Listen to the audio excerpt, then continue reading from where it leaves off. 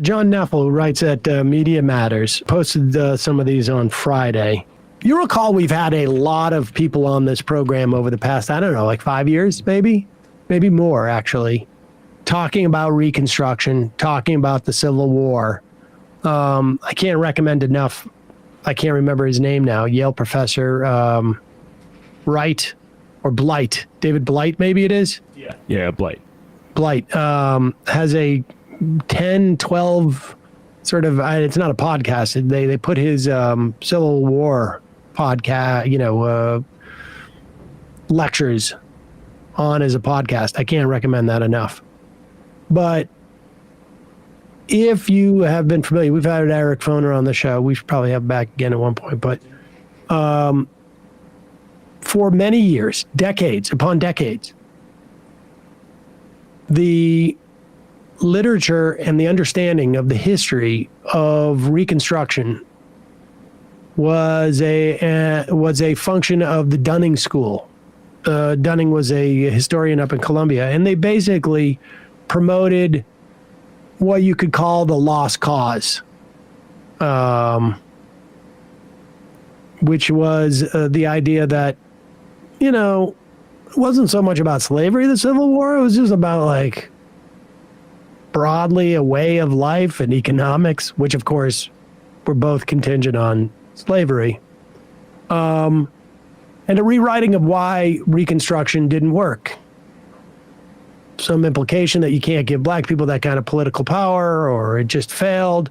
And we've had many, many historians on who have, taken a look at the contemporaneous documents, that looked at the history, and made it clear it was a concerted effort to torpedo Reconstruction, that it involved a lot of violence by white people, or people who happen to be white, as some would rather say. For some reason, they just happen to be white. It's like the fundamental reason why they did it was that they happened to be white. Here is some clips of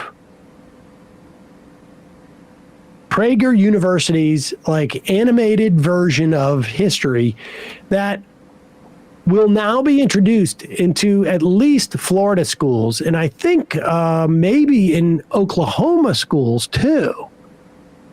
Not sure where else, but this is conservative governors and secretaries of education in these red states are introducing PragerU videos. And listen to some of this. Play this clip.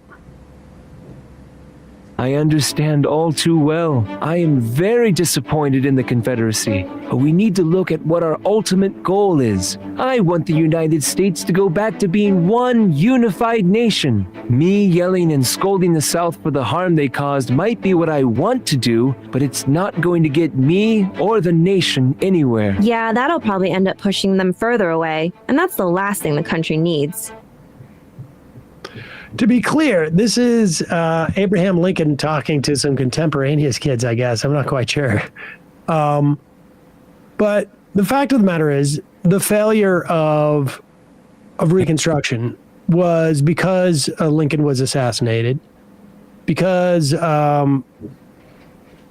his vice president, well, not his vice president at that time, they were elected distinctly, was sympathetic to slavery and to the South, and Reconstruction did not go far enough. There should have been a full takeover of these states that attempted to attack the Union and to secede, and to make them conform with what the Union wanted. I mean, there was a lot of people who died in that war. And frankly, let's be clear. This is not an attack on all the people there. It was the political class. It was the plantation class. It was the moneyed class that had the biggest issues with what the Union, what the United States of America wanted to do. The average Joe didn't care. until they were sold this idea that it was an attack on just their southernness, as opposed to a vision for the future of the country. Here is clip number 2. This is just blatant revisionism. Ulysses Grant reflecting on General Robert E. Lee. I guess ostensibly this is a scene from their armistice agreement. Is that what it is? Go ahead. It was a little awkward. I was a bit of a mess, but I did try to be accommodating, not demanding. Lee was a good man. We had fought together in the Mexican-American War, but this time we were just caught on the opposite side of things. I just want to fill in the caught on the opposite side of things. That's what that is what Prager University will have you believe.